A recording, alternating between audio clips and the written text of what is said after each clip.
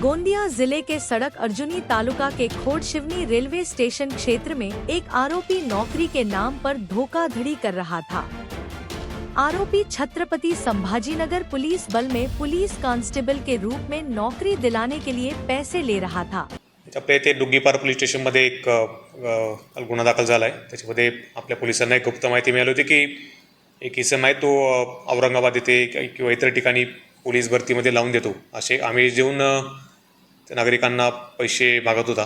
तर इमिजिएटली त्याला आपल्याला माहिती मिळाली, त्याला आपण ट्रेस केली आणि त्याची झडती घेतली असता त्याच्या बॅगमध्ये आपल्याला काही पोलीसचा युनिफॉर्म, वेगवेगळ्या डिपार्टमेंटचे ओळखपत्र, काही शिक्के वगैरे आढळून आलं। त्याला आपण इंट्रॉगेशन केले असता त्याने ते कबुली दिली की तो असे खोटे आमिष दाखवता लोकांना की पोलीस भरतीमध्ये लावून देतो आणि त्याचे पैसे उघडत आहे। तर आपण तात्काळ त्याला गुन्हा दाखल केला आहे त्याच्यामध्ये चिटिंग आणि इम्पर्सोनेशनचा, आणि त्याला अटक केली आहे। तर सदर व्यक्ती हा मूळचा साकोली भंडारा जिल्ह्यातील रहिवासी आहे। त्याचे नाव विलास गणवीर असे आहे, 65 वर्षे त्याचे वय आहे। आणि त्याची थोडी आपण अजून माहिती काढली असता त्याच्यावर इतर जिल्ह्यात पण म्हणजे चंद्रपूर, भंडारा जिल्ह्यात पण असे काही गुन्हे दाखल आहे।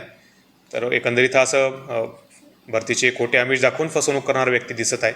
तर बाकी आता सगळं त्याच्या इतर गुन्ह्यांची पण आपण माहिती घेत आहोत आणि जनतेला पण आम्ही याचे प्रेस नोटमार्फत आवाहन केलं की अशा काही इतर व्यक्तींकडून ज्याने पैसे वगैरे घेतले असेल भरतीच्या नावाखाली तर त्यांनी पण पुढे यावं आणि आपल्याला माहिती द्यावी।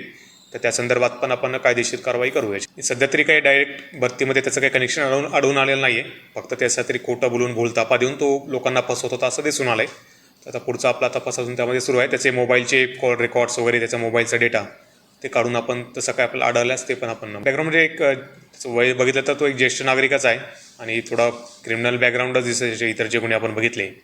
तर युजली असा काय त्याचा व्यवसाय वगैरे स्पेसिफिक नाही आहे काही, तर याच्यामध्येच तो इन्वॉल्ड दिसत आहे अशा कारनाम्यांमध्ये। आणि फसवणुकीसंदर्भातच गुन्हे दाखल आहेत, तर आपण त्याचा पूर्ण आता क्राईम चार्ट वगैरे तयार करणार आहोत आणि तत्कालीन तिथले जे गुन्हे दाखल आहेत त्यांना पण आपण पत्रव्यवहार करणार आहोत की इथे पण असा गुन्हा दाखल झाला आहे, जेणेकरून सगळीकडे एक याविषयी एक जागरूकता यावी आणि इतर ठिकाणी पण गुन्ह्यांना प्रतिबंध व्हावा।